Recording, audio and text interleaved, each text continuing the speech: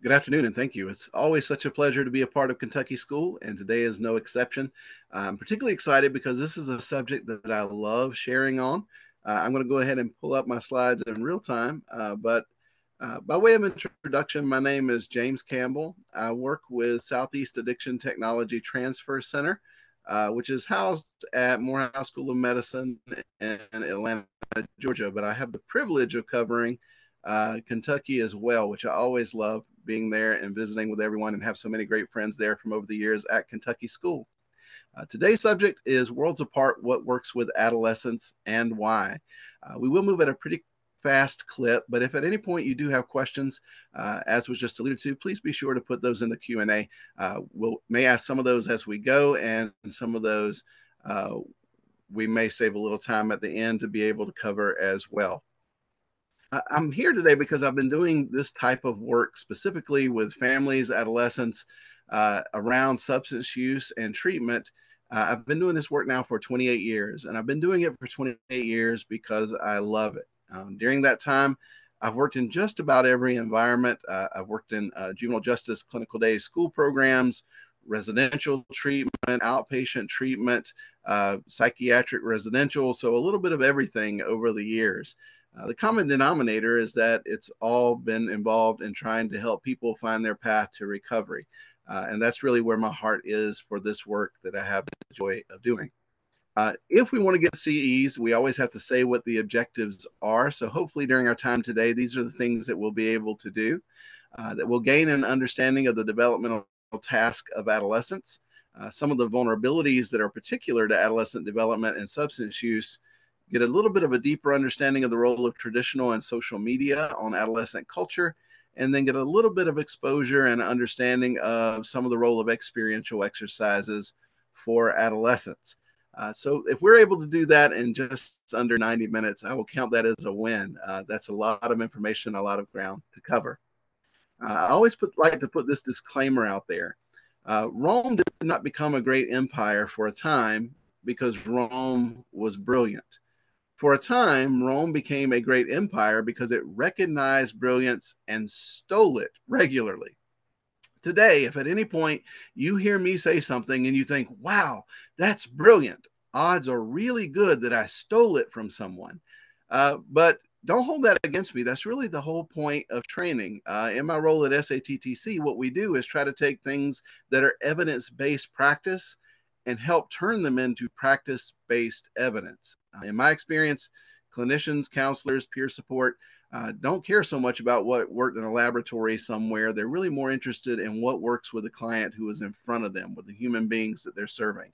And so my hope is that today we can connect some dots between the things that research tell us and how to apply that in our own practice, in our own settings, as we go about the work that we have the privilege of doing.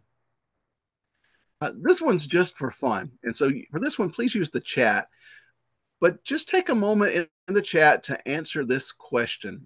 What was a controversial music, artist, or band that you remember from when you were younger? This would be the person that your parents or guardians may not have been thrilled that you were listening to, or they said, don't be listening to that, or when it came on the radio, they turned it off quickly. Just in the for the opportunity to share and get a sense of where we are and who all's in the room, just take a moment to share that in the chat. And again, that's just for your own review, just for some chance for connection between you all as well. Now, I mentioned that with SATTC, we focus on evidence-based practice. That's important because when it comes to adolescents, there are no lack of opinions on what works with them. Not all equally informed opinions, but there are lots of opinions out there about adolescents, what works best, what you ought to do, or if you ever hear the phrase, all you have to do is, you know, you're probably in trouble, or dealing with someone who's maybe not as competent as they are confident. But one person who had a lot of opinions or thoughts on working with adolescents was Mark Twain. Please know that this is not parenting advice that I would condone. But what Mark Twain said is that when a young person turned 13 years of age, you should take a large oak barrel, put the 13-year-old into the oak barrel, nail down the lid, and feed them through the knothole. He further recommended that at the age of 16, you plug the knot hole. Now, we all know that Child Protective Services would be involved. Again, that's not good parenting advice. But what I can guarantee you is that if you've been working with adolescents for very long, or if you've been engaged in adolescent services and working with families for long, you've had that barrel experience where you at least had it cross your mind. This would be a barrel moment. Now, this is somebody who I just don't know if I'm going to be able to be effective with. So again, just keeping that light and with a bit of humor today. If we're going to talk about adolescence, we do have to define what adolescence is. And so I like this definition: a time preceding adulthood, the period from puberty to adulthood in human beings. And what I like about that definition is that it highlights the fact that it is a period of time between. Puberty is the onset of adolescence, but it goes on until someone is an adult. They're not yet there, but they're on their way there. It's a time of transition. And we know from anything in life that times of transition are often the most risky. If someone's been in a locked facility and they get out of the locked facility, that's a risky time for them. Oftentimes with pregnancy and birth and postpartum, those are risky times for people. Going off to college is a risky time. If you're watching a trapeze artist, when someone is releasing one of the rungs to grab hold of the next one, that's the time of risk. And so for adolescents, it does come as a time with some inherent risks and also some remarkable strengths that we'll talk about a bit as we go as well.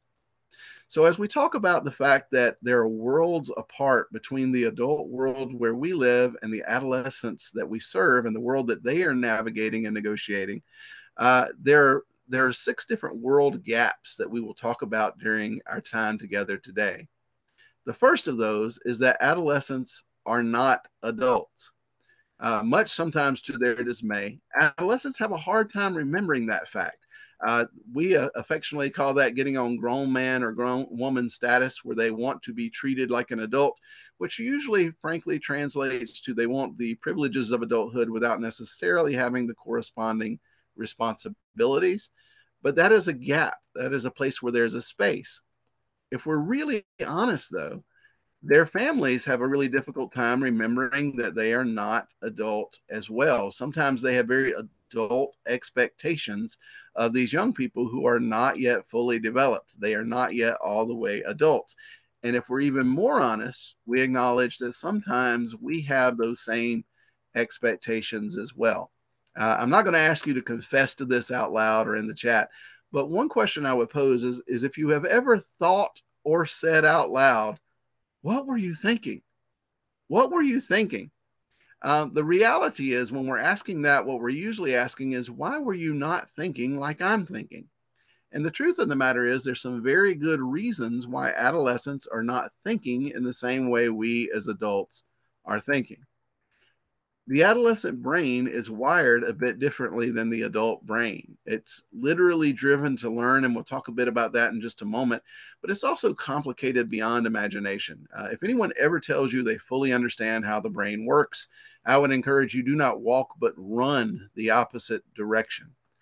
Our best guess about the adult brain is that it has around 86 billion with a B neurons. And between each of those neurons are spaces called synapses. There's multiple neurotransmitters going back and forth between them. So if we think we have a handle on exactly how all that works, we're being a bit naive. But we do know a lot of things that we once did not know. Because we have PET scans and MRIs and SPECT scans and the ability to radioactively tag neurotransmitters and track them. Those are all things that we haven't always had the capacity to do, and it has informed a lot of our work in recent years. As a bit of just a brief primer on the brain, and I'm not going to do a deep dive here, but I at least want to give a little bit of biology and foundational understanding that may help guide us a bit. Your brain makes up about 2% of your body weight. So if you're 150 pounds, your brain's going to weigh about 3 pounds. If you're 200 pounds, your brain's going to weigh about 4 pounds. And it burns roughly 25% of your caloric intake in terms of the calories that you eat. In other words, your brain is an incredibly expensive organ for your body to run. In other words, your body prioritizes your brain as incredibly important. And the reason for that is kind of self explanatory in a way. The brain and everything that the brain does is oriented to our survival. You can have a heart transplant, a lung transplant, a liver transplant, a kidney transplant. There are many different things you can have transplanted, but we cannot have a brain transplant.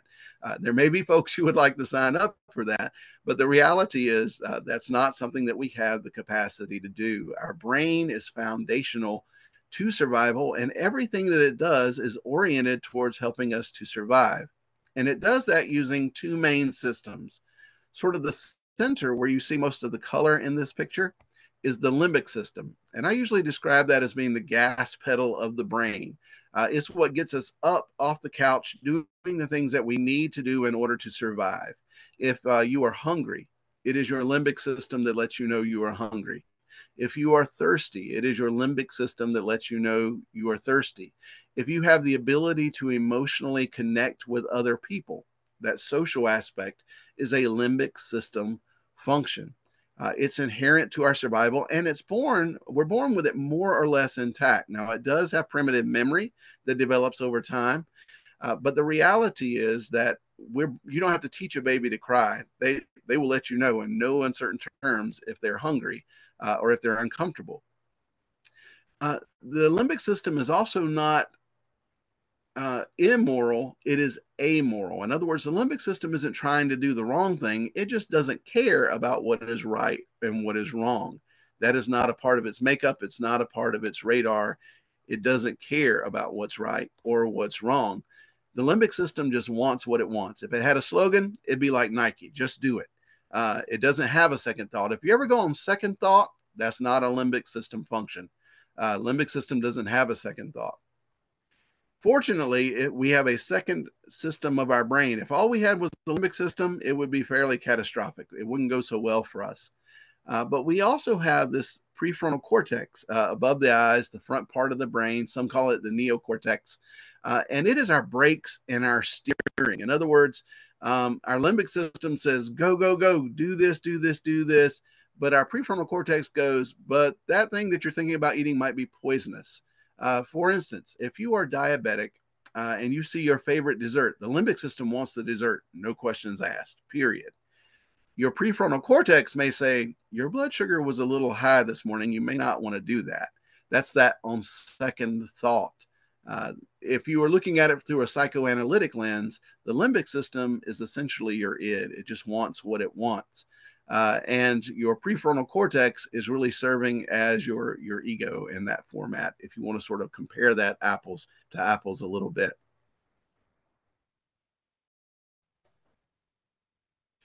Of course, the brain doesn't just start developing during adolescence. It actually starts in utero. There's a huge time of neuronal growth during that second trimester while the mother's expecting. Around age 6 to 10, there's another time of significant neurons or neuronal growth or neurons growing and expanding. And if you think about what's happening in school, that sort of makes sense. That's when you're learning your reading, your writing, your basic mathematics, some of that kind of thing. And that's the school system trying to take advantage of the brain's accelerating, the brain growth during the time. But when you hit early adolescence, for the first time, neuronal density declines and pruning increases. Now, I know you can't tell because of my super smooth metropolitan accent, but I'm a little bit country. And so when I think pruning, I don't think brain. I tend to think apple trees or rose bushes, like deadheading the roses, that sort of thing. And the reason that you prune a plant is so the parts that are producing will be more efficient, will be more effective. You might cut off a limb that isn't producing any fruit so that those that are producing fruit will make that much more. And essentially, that is what your brain is doing as well. When you have those neurological pathways through the brain that are getting used over and over again, things that we're doing repeatedly, they become more and more defined. The more we do them, the more defined they become. But there are parts of that neural pathway that aren't being used as often, and the brain begins to prune those away just a little bit. In other words, we are becoming more efficient and effective at what we do over and over and over, but we're losing some of that liquid thinking, that fluidity, if you will, over time. Adolescents also do not think like adults. They don't understand risk the same way that adults do. And there's some good reasons for that in just a moment. We as adults look at that and go, no, that's a definite pass. And an adolescent, particularly if it's an older adolescent, may look at that and go, yeah, that looks really sketchy, but there might be candy. And if not, there's probably at least a good story coming out of it, right? There's some sense of adventure there. So when they see things that we as adults may see and go, that is not worth the risk. That is not going to be. That's a pass. They are more likely to take risks than we are. They're more likely to go out and try things and do things that we might not. It is not usually people my age who are going out and making massive discoveries on the top of Everest. Certainly, there are some climbers my age who still do that, but that is more the exception than the rule. Now, that pruning leads us to the world gap number two. That adolescents are literally losing their minds and develop it. Now, we always thought that adolescents might be losing their minds, but physiologically, that is actually true. As those dendrites are pruned in adolescence, the brain becomes more efficient at what it does over and over and over, but it does lose some of that raw potential, that liquid thinking that we were just mentioning a moment ago. Now, part of the question of that is whether that's good or whether that's bad. And the truth of the matter is, it depends. It depends on what you're doing over and over again. For instance, if when you get stressed in adolescence, the coping skill that you practice or that you use during that time is that you listen to music or you play music or you go for a run or you shoot basketball. Those are good, healthy, pro-social coping skills. And if you do those over and over again repeatedly, that neuronal pathway becomes like a default position. It's just kind of your go-to. It's the thing that you do. But what if that's not the coping skill you use? What if when you get stressed out, you eat a half gallon of ice cream? Or what if when you get stressed out, you drink a pint of liquor? Or when you get stressed out, you smoke the biggest, fattest blunt you could possibly find? The reality is that likewise can become a default position. It's just sort of our go-to. We almost don't even have to think about it anymore because that pathway is so well defined in our brain. So it can work for us. It can also work against us, just depending on what the coping skills that are being utilized during that time. Now, we mentioned that adolescence starts at puberty, but adolescence is not identical to puberty. Puberty is the starting line, it is not the whole race. Puberty is essentially just your body getting ready to reproduce. And so your secondary sex characteristics start to develop, and you are preparing to be able to procreate. So, in the case of males, you might start to develop facial hair. You may, the phrase that we affectionately use in my community is they get the smell in themselves. Now, sometimes that means literally. Sometimes that's more of a getting too big for their britches thing. But if you walk down a middle school hallway, it has a certain scent to it. That is certainly often present. In the case of females, the onset of menses is a part of that, the development of breast buds. Again, it is the body preparing to reproduce. And one of the things we know is that puberty is being reached earlier than in past generations. Now, we don't entirely know why that is. Some people speculate it's hormones. Some people speculate it's better nutrition. Some people speculate it's what's being put into the food. All these different ideas that are being put out there. The truth of the matter is we don't exactly know why, but there is consensus that it is indeed starting earlier than in past generations. But that's not the same thing as adolescence. That just means the starting line is sooner. The problem is that adolescence actually lasts longer. It's taking young people longer to learn to navigate the world in which they live, which is really sort of the hallmark of adolescence. If you look at Erickson's stages, it's identity versus role confusion, figuring out who you are and your place in the world and how you want to carry yourself. That's really is a lifelong process, but it really gets underway strongly, and some of those fundamental questions often get answered during adolescence. Well, the end result is since we have a starting line that is happening sooner and we have a finish line that is further out, we have a developmental gap. In other words, it is possible for young people to reproduce long before it is possible for them to navigate the world in which they live. The functional end point on that is that there are a lot of young people who have children who are still in grave need of parenting. That's one aspect of that that we see as well. As those pathways become more and more defined in the brain, positive or negative pathways, either way, those coping skills, those things that we do, the ways that we relate to others, as those get practiced over and over again, the reason it matters so much during adolescence is because the brain is maturing, or what we call myelination. Um, if you think of those neurons that there was an image of earlier, that green image of a neuron, if you think of that being like a wire that has had all the rubber stripped off of it, it's just got a plug in and copper hanging there. If you plug that into a wall, it's going to go badly. You're either going to get shocked, or you're going to burn down the house, or your hairdo is going to become a hair don't. Something bad is going to happen if you plug that into the wall because the current doesn't know where to go.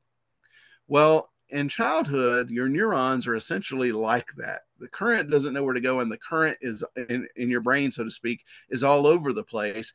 And the behavior of childhood mimics that reality. Children are kind of all over the place. What you are seeing in this picture is the same young lady at the age 5, 10, 15, and 20. And in this, the blue area represents the matured or the myelinated area. So if you look at 5, there's not a lot of myelination there. By 10, there's a good amount there. By 15, it's largely myelinated. I would say, maybe 80, 85%. And by the age of 20, it's really strongly myelinated. Now, a couple of things I want to mention there. One of those is that in the old days, we thought that age 18, you were done, right? That your brain was mature. At that point in the old days, you could buy tobacco, you could buy alcohol, you could fight wars, you could do all the things. What we now know that we didn't used to know is that the brain does not fully myelinate for women until around age 25. And for men, it fully myelinates around age 73. I'm just kidding. Not quite that long. For men, it's around age 27. It does take us a bit longer for our brains to fully myelinate. Well, why does that matter? Well, the number 2 predictor of whether someone is going to struggle with substance use disorder in their lifetime is age of onset. At what age did you start using? The reason for that is once that pathway is laid in your brain, that neuronal pathway is made in your brain. When the brain myelinates, the hardwiring of your brain is essentially set. Those default positions become a part of what is just your go-to. And if you've tried to change at age 20 and you've tried to change at age 30 or 40, it is different. How much effort it takes to change your body mass index or anything about how we are changes over time. Our body tends to gravitate toward homeostasis or keeping things the same. So it takes more effort to change the older that we get. The flip side of that is that ability for the brain to change prior to myelination also makes adolescence a wonderful, wonderful time to engage in recovery. Because if they can build some of those pro-social skills, if they can build some of those positive social connections, those things can become myelinated as well. So there's a window of opportunity there that is pretty important. That's also why if you're talking to prevention people, they will sometimes say to delay or stop the onset of use. The reason that delay is there is the longer someone puts off starting using substances or continuing to heavily use substances, there's a protective factor there. It's foolproof. You can become addicted at any age, but it is much easier for a young person to become addicted than it is for an adult. So the adolescent brain is geared to learn that the novelty alarm bell that's part of that limbic system called the nucleus accumbens. During the first decade of our life, energy is really focused in that area. In other words, kids love things that are novel. Anything that's a little bit new seems exciting. Like they respond really well to it. They tend to be really upbeat. And then they hit adolescence, and something happens in terms of the dopamine receptors. During childhood, they have been increasing those dopamine receptors. Then they hit adolescence, and their dopamine receptors actually become less sensitive. Now, if you think back to some of those psychopharmacology or physiology 101, dopamine is essentially about saliency, it's about learning, it's about reward. Some people say it's about pleasure. So, what happens is in childhood, if you have this child who is more or less happy, the sun is shining, the birds are singing, everything's beautiful, and then one day you come home and this is what greets you at the door. The reality is that adolescents often look bored and depressed. And that's not because they're being defiant or rebellious. It's because physiologically it is more challenging for them to feel pleasure than it was as a child. It's a change for them, it's a shift for them in how they perceive the world. Now, one of the challenges with that is uh, you can take a person who is an adolescent, put them in downtown New York City, and they will look their mom or their dad or whomever in the eye and say, there's nothing to do here. The reality is they may be in downtown New York City, and where is there more to do than in downtown New York City? But it doesn't matter. Their internal perception is there's nothing to do. It's boring here. I don't want to be here. This is no good. That tends to be the default of adolescence. As a result, nobody likes to feel bored or depressed. So they seek out external stimulation, which oftentimes leads them to risk taking, doing things again, like going up to that van that we mentioned earlier, taking a peek at that and saying, maybe that is a good idea. Not so much. They are more likely to take risks than adults are. And that's not all bad, because the reality is we want adolescents up out of the nest and exploring the world, because if we don't, they end up being 45 and living in the spare bedroom. Now, in this economy, sometimes that's a reality anyway. But we don't want that to be because of fear or because they never went out and sort of learned to navigate the world or learned to get their bearings on their own. That adolescent brain is hardwired to seek out stimulation and novelty. They want something that's new. Adolescents, that's one of the reasons technology appeals so much to adolescents. It's why they're usually the early adopters of new technology or new platforms, or, whether that was in the old days, Facebook, and then it was Instagram, and now it's, TikTok and whatever other thing is probably coming right behind it. That's part of how you see that play out as well. Which brings us to world gap number 3. Adolescents are not young adults, they are big kids. Now, they don't want to admit that, but some of my favorite times working with adolescents at all, or with my own children who are both adolescents, is when they forget that they're supposed to be cool and they just play. They just have a good time, like they're just doing something that is fun together. One of the ways I illustrate that oftentimes when I'm working with groups that have both adults and children in them, or adolescents in them, is I will show this picture. And oftentimes what I say is, if you are the age of 20 or younger, don't answer. Don't answer this question right now. But if you are 21 or older, what kind of feelings does this evoke for you? Like when you see this picture, what do you think about? What sort of impression does it make on you? What are your thoughts? And when you ask adults that question, things you often get are, sometimes you get peace, sometimes you get nostalgic, sometimes you go, "Whoo, that fence is messed up. Somebody's got to fix that," or "Who's going to cut all that grass? Oh my goodness, I hope they have a tractor. It looks like that barn's about to fall in." That tends to be what I get when I ask adults. If, however, I then say, "Okay, adults, thank you so much. Adolescents, if you are 20 and under, I want you to take a look at this picture and tell me, what sorts of feelings does it evoke for you? What sort of thoughts does it bring to mind? What sort of impression does it make?" The things that I hear are things like, "There is no Wi-Fi there. or what's in that barn down there, or I bet I could jump that fence, or boy, you could have a great concert, just pull out a flatbed truck out there, or oh, we could go four-wheeling. The point that I make when I'm working with adults and adolescents together is you're looking at the same picture, but you're not seeing the same thing. That happens in households around America every single day. The adolescent is going, there's nothing to do. And the adult is thinking, I can give you a list of 42 things that need to be done in your room right now. But that's not what they're looking for. We're looking at the same picture, but we're not seeing the same thing and we're not experiencing it in the same way. So for adolescents, they have that biological mandate to explore their world. At the same time, in that limbic system, in that core of the brain, there's a solidifying between learning and emotion. Now, I could illustrate that in a lot of ways, but the easiest way I know to illustrate that is um, oldies radio stations. Now, first of all, the fact that I just said oldies radio stations is dating myself because radio stations, they're still around, but not like they once were, and not for the younger generation in the same way.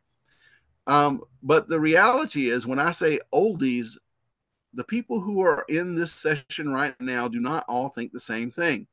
Some of you thought maybe Motown. Some of you thought maybe 1960s or acid rock. Some of you might have thought more arena rock or R&B. Some of you might have thought glam bands from the 80s or pop from that era. Some of you might have thought alternative music and 90s rap. Some of you might have even been thinking about the 2000s because at this point you can be legally an adult and born after 2000. So what we think of as oldies has changed quite a bit depending on what generation you're born in. The reason I say that to illustrate that emotional connection is there is more music being produced than at any time in the history of the world. It's more accessible. You can log in and find obscure music and go down deep rabbit holes related to that. So because there's so much new music, why is there still oldies radio stations? There's so much more new music that's accessible. Well, the reason is that we tend to most strongly identify with the music of our adolescence. The music of your adolescent years tends to become the soundtrack of your life in many ways because we connect strongly between our learning and our emotion during that time. We can still clearly remember lyrics from when we were 16 to 21, and we can't remember what we came in the room to get sometimes. That becomes a part of the challenge. The prefrontal cortex is coming online, that critical thinking that on second thought, particularly as they become older adolescents, that is coming more online, but it's just not fully developed yet. And those connections between the learning and emotional center of the brain and its judgment center are strengthening. So uh, basically, as they learn, there's an emotional component to it. If we are always fussing at an adolescent, they learn that we are not somebody they want to connect with. If we are able to gently come alongside and correct and still be supportive, that seems like a little bit of a safer place for them to invest their time and energy. So they're more likely to do that as well. This one, again, is just for the chat, just for fun.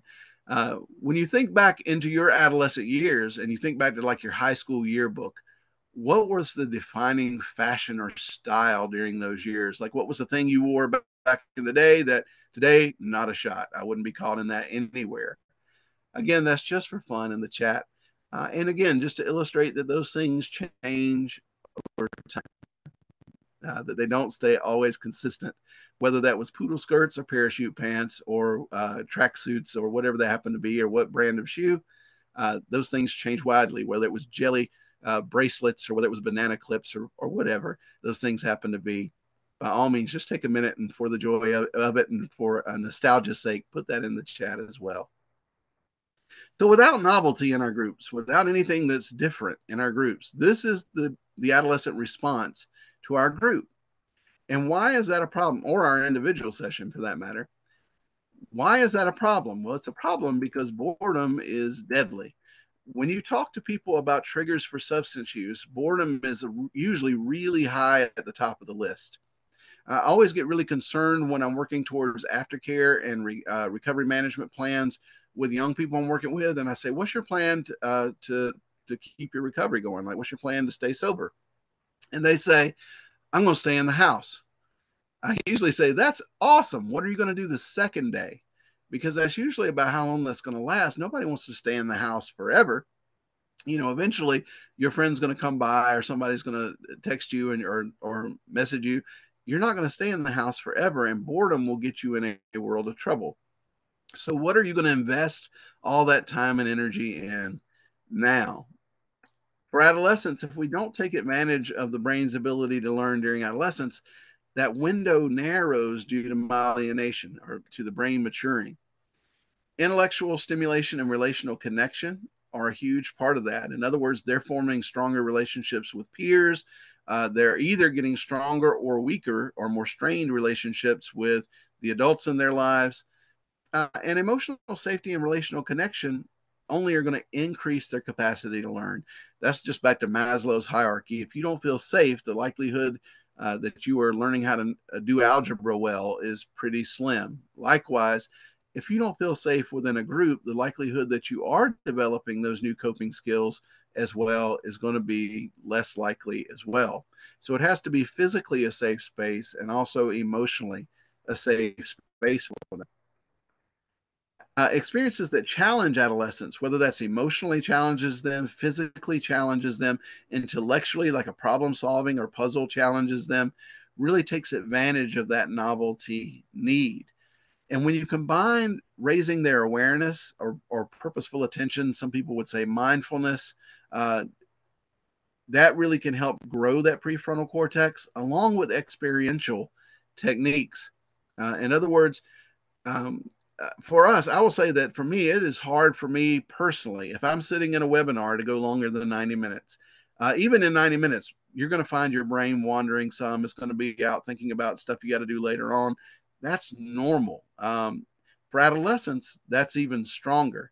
And so if we think that they're going to come in and listen to a psychoed lecture for 2 hours and just soak it up like a sponge, for most, that is not going to be the case. More hands-on, experiential things, things that engage the visual, auditory, and tactile are going to be more helpful. And it's going to take a lot of energy to change those unproductive behavioral patterns for adolescents as well. If they already have that pathway running through the brain, it takes more effort to change than it does to stay the same in the short run. It may be worth it, but it still is going to take more effort or energy to change it. World gap number 4. Now, here's a real shocking one. Drugs don't help the process of adolescence. They really do not help benefit maturing and growing into a healthy adult. I always start with nicotine, and some people sort of pause there, snicker there, because they don't even think about nicotine much anymore. And when I first came into the field, we always talked about ATOD, alcohol, tobacco, and other drugs. That T sort of got dropped in most places and became alcohol and other drugs. But the reason I always start with nicotine isn't because I'm mad at Joe Campbell, or trying to beat up the Marlboro Man or something like that. It's because nicotine has the capacity to do something that we don't know of another chemical that does it. It does what's called synaptogenesis. In other words, nicotine creates pathways, synapses through the brain, specifically for nicotine to run on. I used to say, like 10 years ago, when I would talk about this, eventually somebody's going to get really rich figuring out how to use that to address things like Alzheimer's or Parkinson's. And today I'm excited to say about 2 years ago, I read where that research has actually started. Taking a look at that. The problem with it in terms of adolescence is once that road is paved, so to speak, any car can drive on it. So once that nicotine creates that pathway, that neuronal pathway in the brain for nicotine to run on, it literally physiologically lays the groundwork for any other addiction. In that regard, physiologically speaking, nicotine is the gateway drug. It primes the brain for addiction, and it does that independent of genetic heritage. In other words, whether you had a family history or not, nicotine remains that physiological precedent. Now, obviously, that doesn't mean everybody who uses nicotine is going to be addicted to other things, or everyone who's addicted to other things use nicotine at some point. It just means that physiologically, it really does prep the brain for addiction, which again, can be really a challenge. The other thing I just mentioned as a footnote here is that it's not about the form the nicotine is taken in. A lot of times now, when I talk about nicotine, parents will say, well, they're not smoking, they're vaping. Excuse me. It's nicotine itself that is the problem. It's not a matter of, the tar and all those other things, which of course are problematic physically, but the nicotine itself is an issue. Alcohol is another one that doesn't get a ton of attention. We got so caught up in the opioid epidemic in many regards that we lost sight of the fact that alcohol still takes out way more people than opioids does. Now, don't misunderstand. I'm grateful that opioids gets the attention that it does. I think that's helpful, but at some point we have to quit chasing specific drugs and acknowledge addiction as a whole. And focus on, for 1 minute it can't be methamphetamine, and now we're going to talk about opioids, and a year from now we'll be talking about something else, or whether it's going to be trank or something else. The reality is we're going to get a lot further looking in the general than we are probably looking in the specific. In the case of alcohol, I'll just mention a couple of things. One is that it impacts the hippocampus, which is part of that limbic system as well. And hippocampus is what helps store memory. It helps things move into our memory. And the reality is that's why if you drink long enough, and it shuts down your hippocampus, that's why you have an alcohol blackout. If you have a true alcohol blackout, you can go do hypnosis, do whatever you want to do. That memory is not coming back. It would be like me going to the bank and saying, I would like to withdraw $1 million. They're going to laugh at me because I've never deposited $1 million. Likewise, if you try to get a memory back that the hippocampus never stored, it just isn't there. So alcohol really interferes with our memory migration. And if we do that long term, sometimes you'll hear this called wet brain or other things like that. That impact, that learning capacity can really be hindered longer term. It's not just alcohol that's the issue. If you have just 4 or more standard drinks, you do have to define that, because one thing I learned when I was doing DUI and relicensure is, everybody had 2 drinks. And then you say, well, what were your 2 drinks? It was 2 pints of Everclear. That's not 2 drinks. Or 2 Long Island iced teas, 2 bottles of wine. Just a standard, like a 12-ounce beer, 1 ounce, or 1 glass of wine, which is usually about 5 ounces, or a 1 to 1.5 ounce shot of liquor. Just after 4 or more of those, the adolescent brain experiences stress more strongly through withdrawal than an adult does. Now, you can make withdrawal really complicated, but this is like my working definition of withdrawal. Whatever the chemical does going into your system, it does the opposite when it leaves. That's sort of my basic definition of withdrawal. So if you're using meth and you're up for 3 days, awake for 3 days, what happens when it runs out? You crash and you want to sleep for multiple days. So that withdrawal process and that getting hyper stimulated in terms of their central nervous system is part of what happens with adolescents in particular. IQ can be really impacted by a pattern of binge use as well. In fact, just 2 years of binge use can lower your IQ as much as 10%. So imagine somebody who goes off to a 4-year school of your choice and pledges early and drinks heavily for the first 2 years. Their IQ can actually drop by 10% in the first 2 years. And if they continue for the next 2 years, it can drop another 10%. The problem is that binge use tends to be the way adolescents use. Adolescents don't use. Adolescents don't usually get, we're having lasagna tonight. That might pair well with nice red. That's not an adolescent thought. 2020 Thunderbird, and that's the reality is that adolescents rather tend to use for the effect of the alcohol. They're using in order to feel all in regards. It's not just a matter of taste in most cases. This is a brain scan from a friend of mine named Aaron White. And in this strand, you have a 15-year-old male non-drinker, what we would call a naive brain. They have not consumed alcohol at any point, and a 15-year-old male drinker who has not been drinking at the point they're doing this exercise. And they gave them a memory task, and they're just measuring brain activity. So the 15-year-old male non-drinker, that red area is, or pinkish area, is representing brain activity. The 15-year-old male heavy drinker has very little of that. Now, there are a couple things I want to mention about that. Number one is this does not mean that someone who is using alcohol or other drugs heavily is unintelligent. In fact, I know people who use drugs and have used them for decades who are more intelligent than I will ever be. But the reality is they will not be able to function as well as they could have functioned. Uh, to maybe put a finer point on that, if Thomas Edison had drank heavily, we might be having this conversation around a fire or by candlelight rather than on under fluorescent lights or whatever lights we happen to be under today. The thing I'll say in a cautionary sense is when we show these sorts of things to adolescents, one of the tendencies of adolescence is to define by the exception. What does that mean? If I say to adolescents, 98 out of 100 people who try this pill are going to uh, sprout a third eyeball, but the other two are going to have an amazing awakening experience.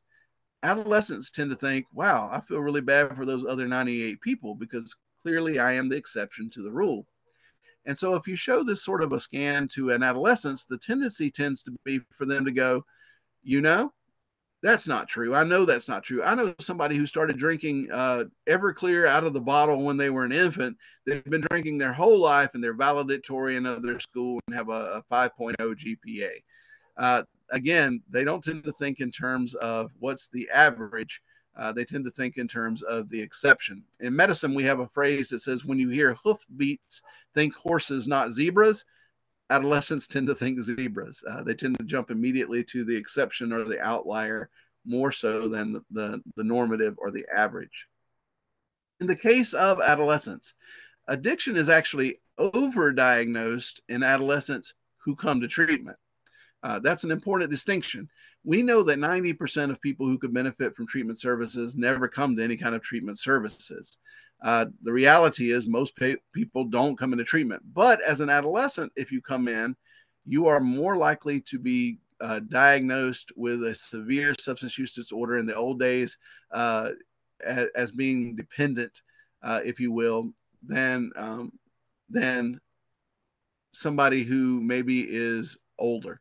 And part of that is socially driven. If you think about, again, a high school sorority or college sorority or frat house, if you think about that environment, there are a lot of people who we may have known in college or we may have known in school who probably checked a whole lot of boxes related to addiction or related to a severe substance use disorder, who the reality is that tended to be social dependent. Later on, they grew up, they quit using, it wasn't a big deal, and they moved on. It's not an issue for them in their life right now. Now, obviously, there's a percentage who that is not the case. They're going to struggle more, etc. But that tendency to overdiagnose is not your friend. So I'm a firm believer in the joys of a rule-out diagnosis or a provisional diagnosis, consider that before I just put that heavier label on someone or that heavier diagnosis, etc. We also know that addiction, honestly, I think addiction, even amongst a lot of addiction professionals, is misunderstood as a disease. This is not a training on the language of recovery, that sort of thing. But if you listen to the language that is used around addiction by addiction treatment providers, it is oftentimes not medical language. We talk about dirty drug screens or being dirty. If I went for a scan for cancer and my oncologist came back and said my screen was dirty, I would be scratching my head like, what do you mean? Did you spill coffee on it? Like, what does that even mean? That has baggage as well. We know addiction is treatable but not curable. It's chronic in that regard. And as most chronic diseases are, it's multisystemic. In other words, it involves every aspect of a person's life. It's not just a single thing. Trauma plays a role in it. Physiology plays a role in it.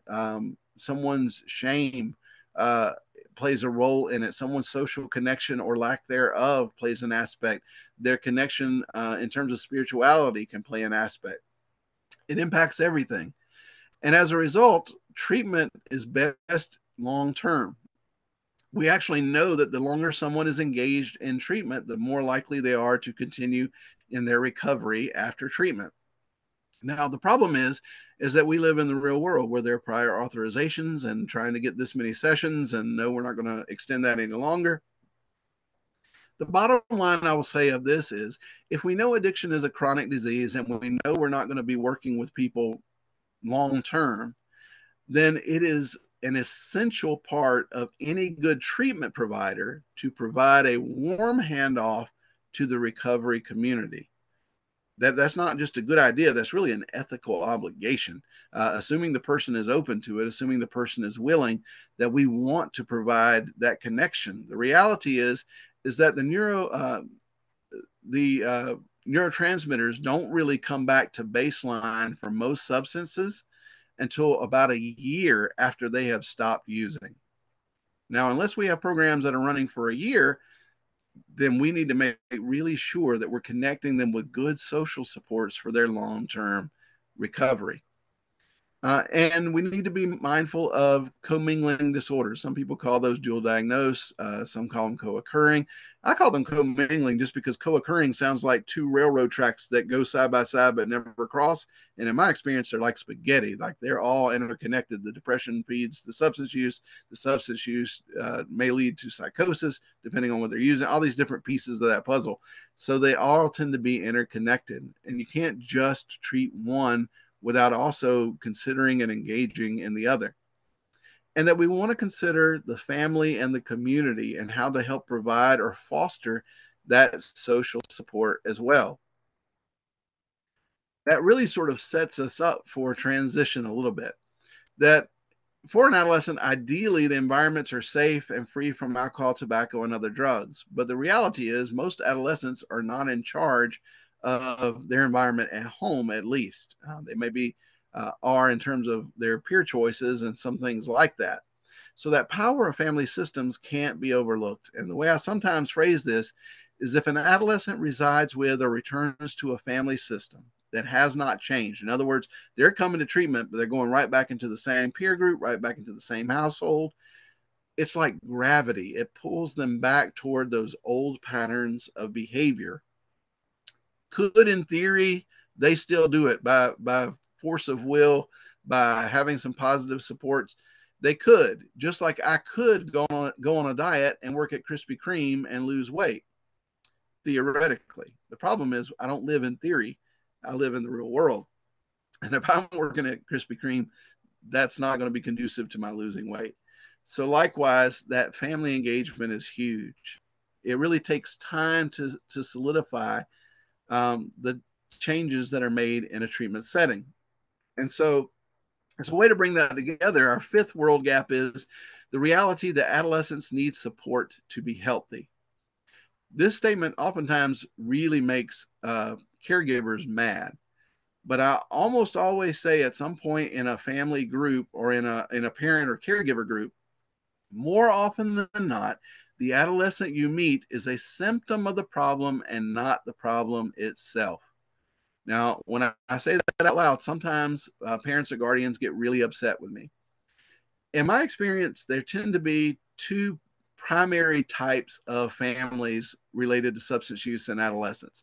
This is oversimplifying, of course, but two main. I have one group that shows up and they go, I don't have a problem. Junior's got a problem. When Junior gets their problem fixed, there's going to be no problem. I'm not coming to treatment. I'm not the one who screwed up. They screwed up. They need to come into treatment. That tends to be the approach of some. To those folks, I tend to challenge them by saying, they say, I don't have a problem. To which I say, who bought the gas for you to come today? Well, I did.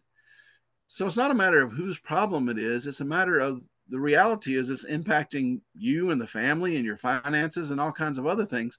So wouldn't it be good if together you could come together to address this issue?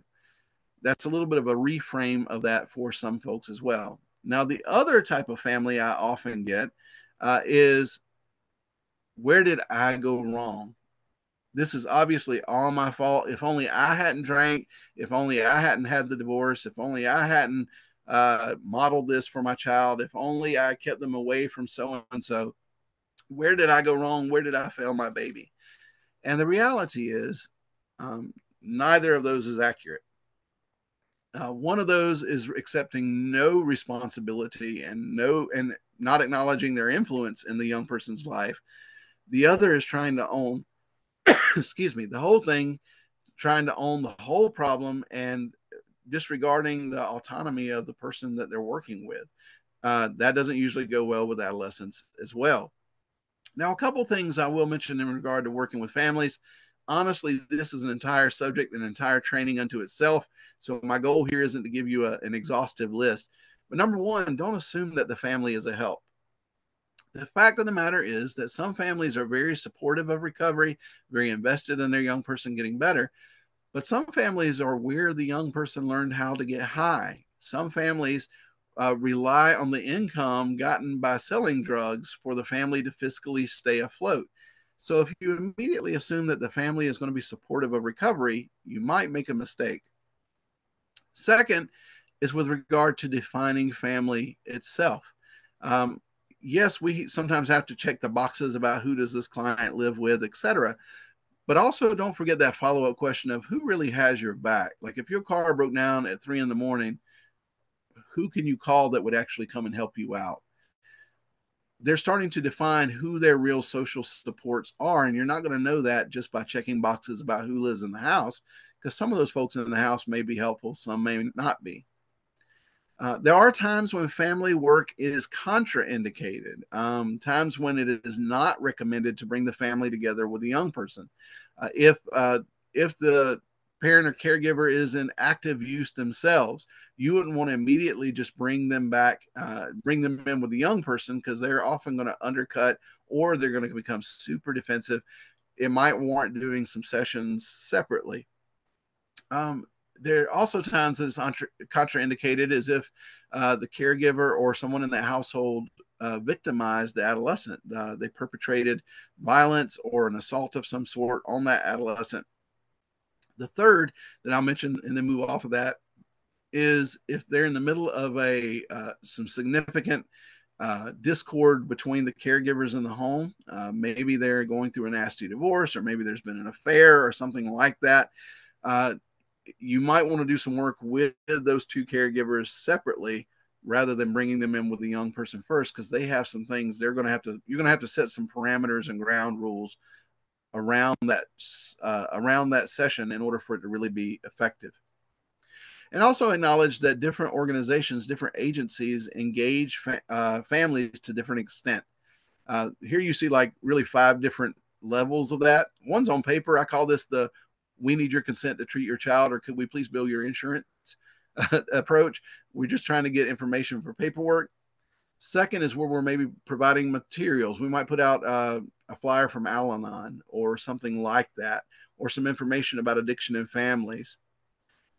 Third is referrals, where we may not be doing family work, but hey, I know somebody who does great work with caregivers, or hey, do you know about Al-Anon? Let me tell you about some groups in our area, or hey, do you know about Federation of Families, or whatever that is. You're just looking for resources and making referrals out.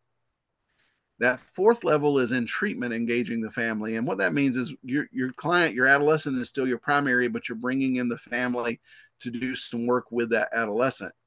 And then the last is where family therapy is truly integrated, that it's multifamily services may be there that you're seeing the family with, and without the adolescent, you're doing really family work in that regard. The only footnote I give there is if you're at level 1, if you're just doing the paperwork, we just need your consent, do not try to jump to level 5, because it will be a train wreck. It's always a good idea to be engaging the families more to the best of our ability, short of those things I mentioned previously. But the reality is that it's a progression. And if you go from 1 to 2, you can grow into it. If you try to jump from 1 to 3 or 4 or 5, you're going to set yourself up for some real trouble. And just to drive this home one step further, and I'll move off of this slide. If you say that you do wonderful adolescent treatment and you do not engage families, then I question your first statement. The reality is because that family system is so important. If we're not engaging that family system in some way, we're truly doing a disservice to those that we serve. Now, obviously, we have to be mindful of confidentiality and the age of the client and releases of information and therapeutic rapport and boundaries and all that kind of good stuff. But the reality is that odds are really good they're going to continue to be impacted by that family for years. And so to just work with one member of the family, the adolescent, and not engage the rest of that household is really less than ideal. It's never going to be as effective. So what is the primary function of adolescence? I've really already alluded to this. It's to learn to navigate the world in which the adolescent lives. The key being the world in which the adolescent lives. So consider this with me for a moment. Coolness is subjective. Like, I'm a music guy, I tend to be oriented toward music. And so when I look over this group of images, there are a lot of people on here who at different times in history were considered by youth culture to be cool. Youth culture, first of all, let me say that unfortunately, if you are not an adolescent, you no longer get to determine what's cool. You can determine what's cool for you, but culture in general is always defined by adolescence and what's considered to be the in or the cool thing at the time. So whether it was the Beatles or Buddy Holly or Elvis or Kiss or Leonard Skinner or Flock of Seagulls, Twisted Sister, Aerosmith, Prince, Michael Jackson, Axl Rose, Kurt Cobain, Jay-Z, or Eminem, what was considered cool changed over time. One other thing I mentioned here is a caveat. If you think that is where the timeline of music ended, you are not current by a long way. Jay-Z is older than me, and Eminem has children that are younger than any adolescent that you will ever work with. Like, they're already out of college and stuff themselves. So yes, that is not where that timeline ends. Sometimes it pains me because I see people who are my age who are trying to act like they are way like into the current culture, and they're quoting things that are 15 years old, in some cases before the child was even born. So do be mindful of that. But my point in this slide is this: if by some miracle I had a time machine that I could go back in time and put together any concert that I wanted to put together. Let's say that for this particular concert, the headliner is going to be the Beatles, but I really need an opening act. I really need somebody to be the opening act for the Beatles. I know, I'll get Jay-Z. How's that going to go? Probably not very well. Probably not very well. Or, you're right, that's not going to work. I'll tell you what, how about Eminem's going to be the headliner? Eminem's going to be the headliner, but I need an opening act for Eminem. Wow, who could I get? Oh, I know, Leonard Skinner. Not going to work. The reason it's not going to work is what is considered cool and functional in one generation is not often considered cool and functional in the next. Like, if I take the person who was valedictorian of a high school in 1960 and I drop them into a current high school, it's not a question of intelligence. They will not be valedictorian in that class. First of all, they're not even going to know how to use a Chromebook, or they're not going to know how to log into anything. So there's so much of a difference in how that culture works and how things function that it's going to take them forever just to catch up to like basic baseline, no matter how bright or intelligent they are. The distance between what is functional and what works and what's considered cool in one generation versus the next is a generation gap. And there's a generational gap in every household in which there are multiple generations. Is that a new concept? Well, to explore that, I'll use one of my favorite quotes. The children now love luxury. They have bad manners, contempt for authority. They show disrespect for elders and love chatter in place of exercise. Children are now tyrants, not the servants of their household. They no longer rise when elders enter the room. They contradict their parents, chatter before company, gobble up dainties at the table, cross their legs, and tyrannize their teachers. Can I get a witness? This sounds like I just heard this off Facebook somewhere. That would be Socrates, at least 399 BC. That generation gap has been around as long as there have been generations. It's only gotten a lot faster and a lot wider because of technology. What worked prior to the Industrial Revolution, for hundreds of years, people farmed land the same way. When people moved to the city, the things they learned from farming the land didn't apply in the same way. Now, as technology increases, that gap keeps getting wider and wider between what worked in our generation and what works in our children's generation. Those things are getting further and further apart. And one of the other areas I often see clinicians and counselors and peer support lose credibility is that we try to tell young people how to navigate the world as an adult when that is not yet the world that they live in. For instance, if someone's bullying someone at school as an adult, it makes perfect sense to me to go, did you talk to the teacher? Do you need to talk to the principal? We need to shut this thing down. And as an adult, that makes perfect sense. But if you happen to be in a school where the reality is that snitches get stitches, and you have the adult going, well, you just need to talk to the teacher. What that is illustrating for that young person is a disconnect between their world and what we think will work. We often lose credibility in that regard. So, what do we do since that specific advice sometimes is not as helpful? Well, we focus on things like stress management, getting social support and asking for help, increasing physical activity, building study skills. We're looking at those broader, more general life skills that are going to carry them through. One of the things I love about the younger generations and the younger culture is there tends to be a real push toward causes and altruism. They're really motivated by doing things that are in the benefit of a cause or in the benefit of the others. We can continue to utilize role models.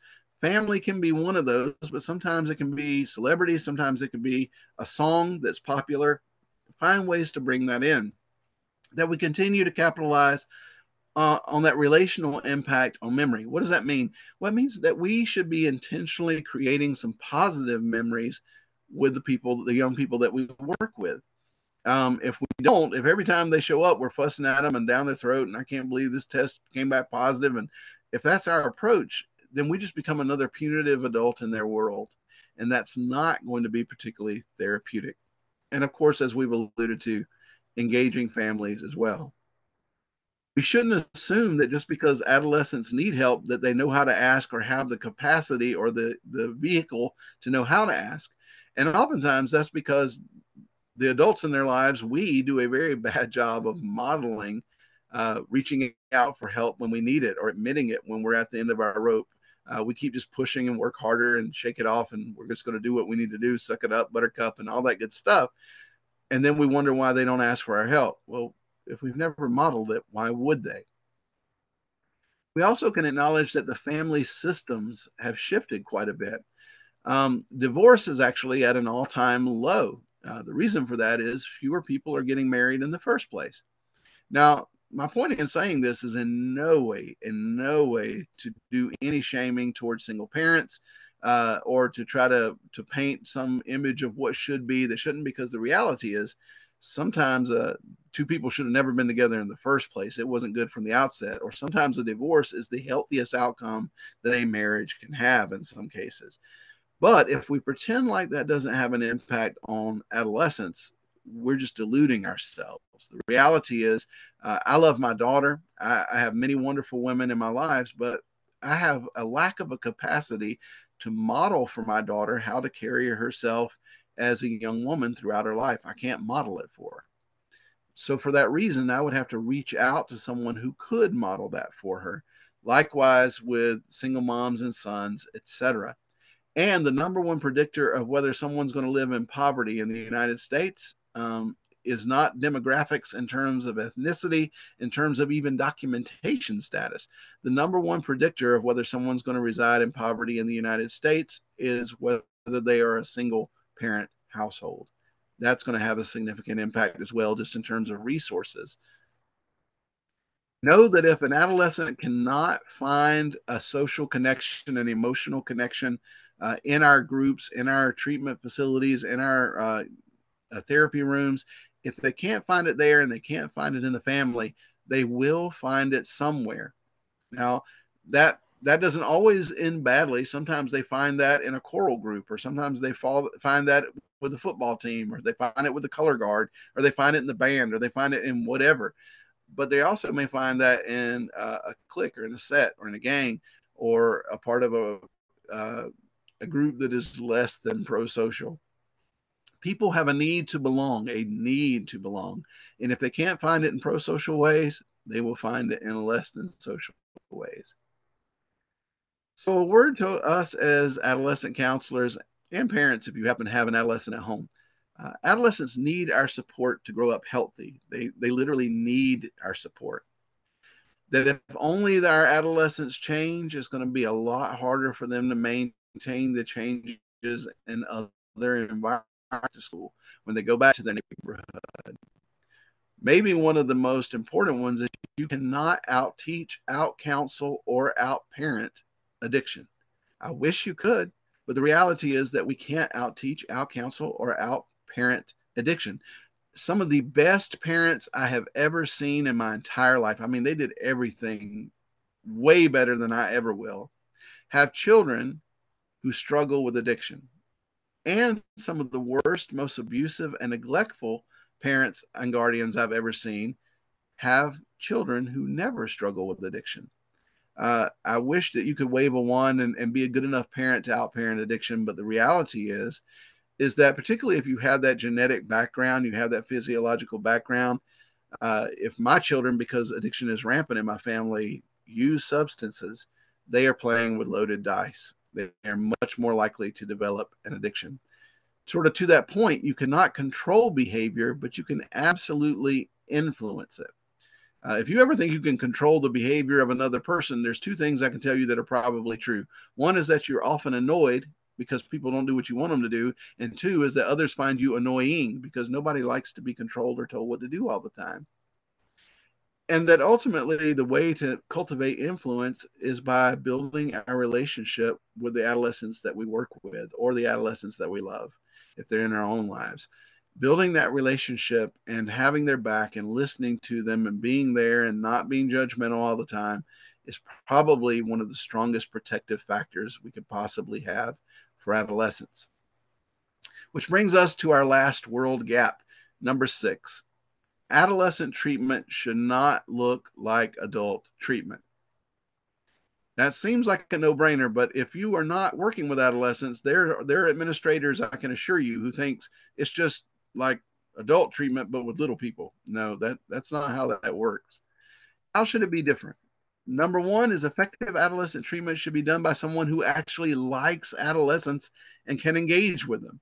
Not every counselor, they can be a fantastic counselor, but not a fantastic counselor with adolescents. When I'm asking somebody to cover a session or cover a group for me for any reason, there are some clinicians I will ask, and there are some I would not ask. It would be a setup for the young people, a setup for the clinician. It would go badly. So hopefully, if you're working with adolescents, you actually like them. That adolescent treatment should take advantage of novelty needs, that we should mix it up sometimes. That can be as basic as, again, unless there are rules in your organization forbidding it, could you do a group outside one day? Could you do a group in a different room? Could you do a group where you use the whiteboard and get people to do stuff in there, or using electronics? Or sometimes I'll do things like get them to bring in a song that describes their life that they're willing to share. They're bringing it in. You mean they have their phone out? Yeah, in that scenario they do, because it's being used for a therapeutic intent. Play the song for me and let's talk about what is that like. That effective adolescent treatment should take learning styles in account. Again, whether they learn better by seeing, by hearing, or by doing.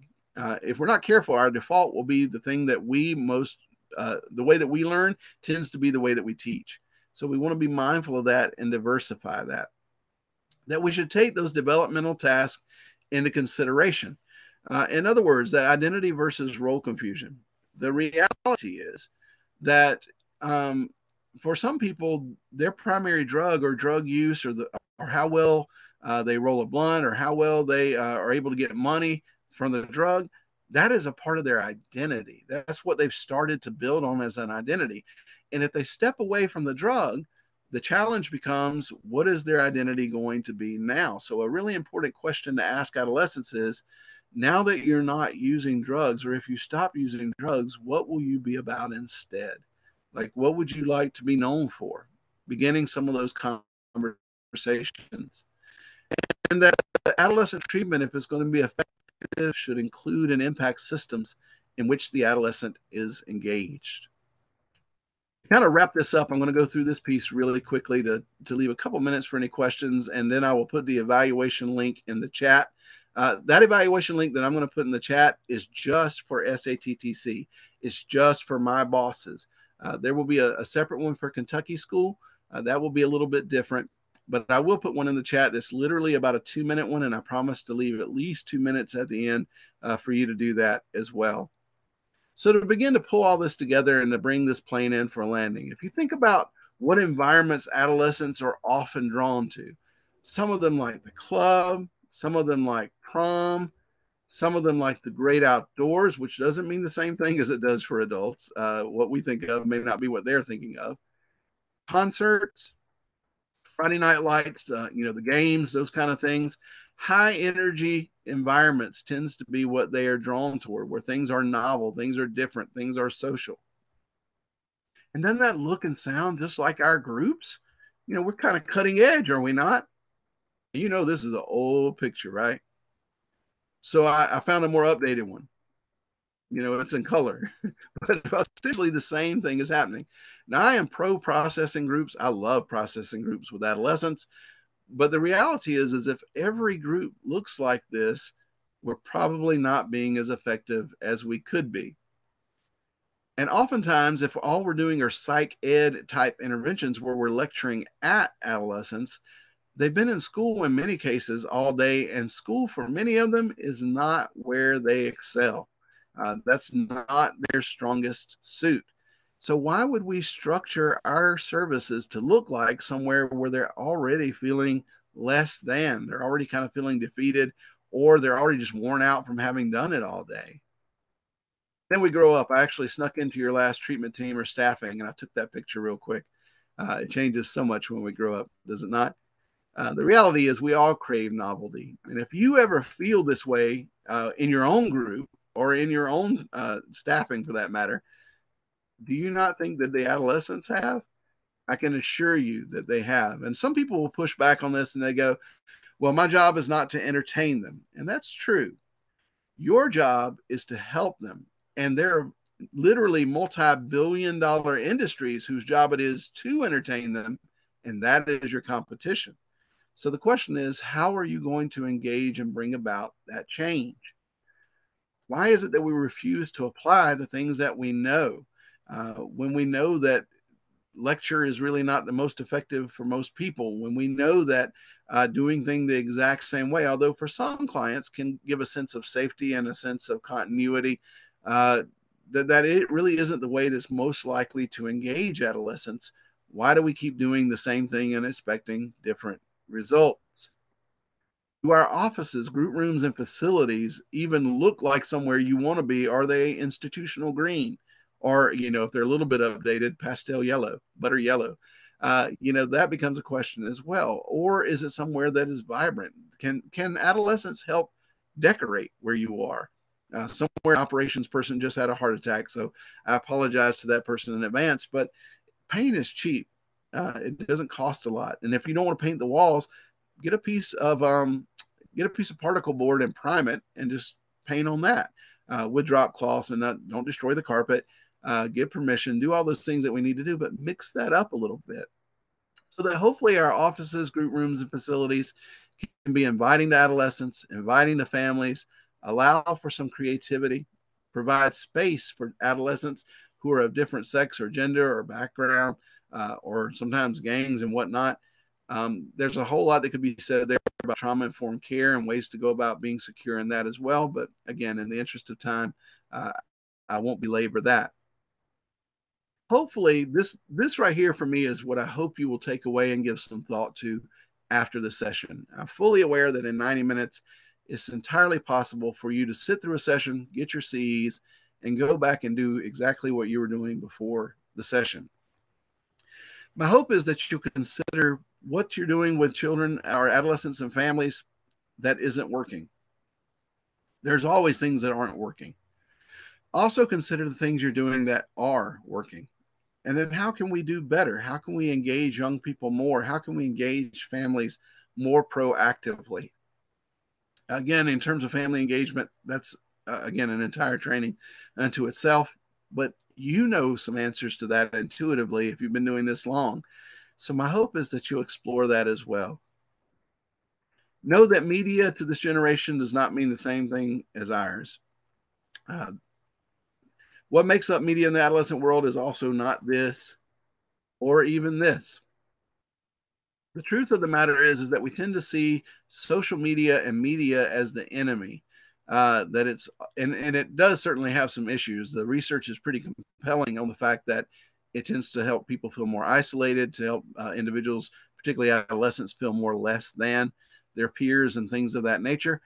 But I also want to just take a second here at the end to highlight the fact that there's some really good technology that supports recovery with young people, whether that is an online support group meeting, mutual aid meeting, whether that is there are things that are like if you used to do like Our Daily Bread or like Thought for the Day, there are digital versions of that. There are even location enabled apps that if you get like you put in your places that are triggers for you, if you get too close to them, they will text you and say, "What are you doing on that side of town?" And if you stay over there, some of them will even text your sponsor if you put in a sponsor's number and let them know that you're in a dangerous situation. So there's some great tools there. Others are like some of them do everything from mood tracking and like mood logs. Some of them do uh, all sorts of things that are really focused on being more recovery oriented in your recovery plan. Super Better is one that's more geared toward mental health. I don't get any kickbacks or endorsements from any of these folks.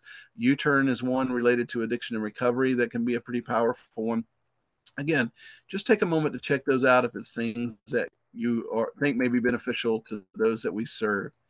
That hopefully will engage our young people where they are, that will be in touch with the world in which they live, and that will bridge the gap between those worlds. So for a split second, I'm going to put that evaluation link here. If you like doing QR codes, this is a way to do that by QR code. I'm only going to leave this up for a sec. Then I'm going to pull up or put up my contact information in case you have questions. We have a couple minutes for questions. I'll put that evaluation link in the chat, as I mentioned just a moment ago. That will go to the same place that QR code does. So it's really just a matter of whichever makes you happier. I think the QR code is also on the handouts that you have access to as well. That is all of my contact information. If I can ever be of service, I'm certainly glad to be. And without further ado, I'm going to stop sharing. As I promised, I'm going to put the evaluation link in the chat and see what questions, if any, we may have. Hey, James, thank you. I'm just going to say if anybody needs their walls colored on, I have two children who are excellent at doing such things. We do have a question in the chat. Is there any research that indicates the impact of secondhand smoke on the brain? For example, does synaptogenesis occur if exposed by secondhand smoke? That is a fantastic question, which I truthfully do not know the answer to. I would my tendency would be to assume probably yes, but I underline that is assumption. So I'll actually look up and see if I can find that out. I don't immediately know the answer to that. I think it's likely, but I don't know that for sure. Great Okay. question. No, they're here to stump you. Okay, and then Kathy has her hand up. Kathy Claire Coates, if you want to chime in.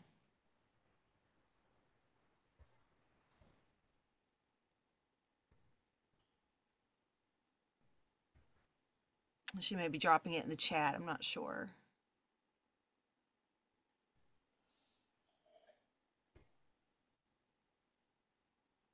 You're getting lots of thank yous and kudos.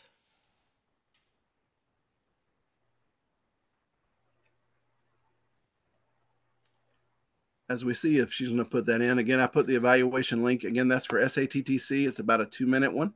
If you don't mind just clicking on that link and completing that today, that would be a huge help. I would certainly appreciate it.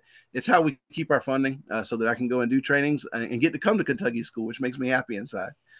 So certainly would appreciate that if you don't mind taking a couple minutes to do that. Any other questions, comments, observations? I certainly welcome those, but I don't want to hold everyone hostage to that. if certainly. I saw someone ask about the PowerPoint Oh, presentation. yes, I have been sending those out as fast as possible. Looks like Kathy, bear with me. I think I need to give you permission. Try that. See if you can talk now. Hello, I am so sorry. I didn't have my hand raised, but thank you for Oh, the presentation. sorry.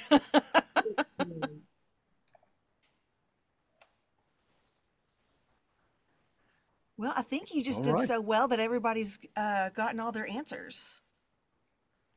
I either explained it perfectly or else talked everyone into submission. So I hope it's the former and not the latter. But thank you all for the work that you do.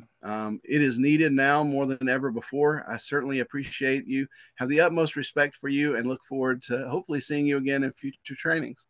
With that said, I will turn it over to Ms. Wagner for any other comments or final statements. Thank you all so much. It's been a pleasure. I appreciate it. Thank you so much, James. Again, you're getting great comments over here. Wish you could see them. I'm going to actually hand it over to Diana to talk about the CEU process. And then while she's doing that, I will continue sending out the handouts to folks.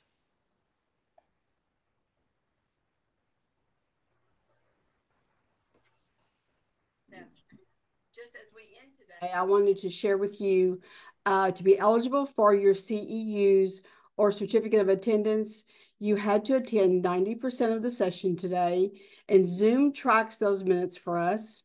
And evaluation and certificates will be available after January 25th.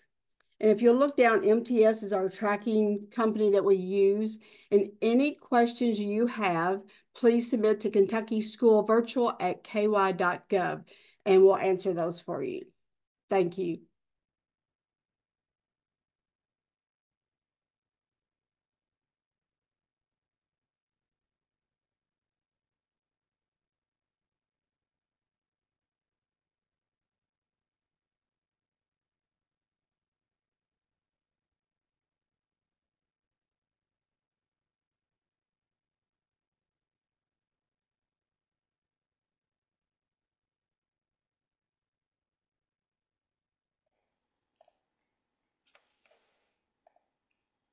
James, it looks like Teresa has her hand up. And Teresa, I think I've allowed you to talk if you're able to come off mute.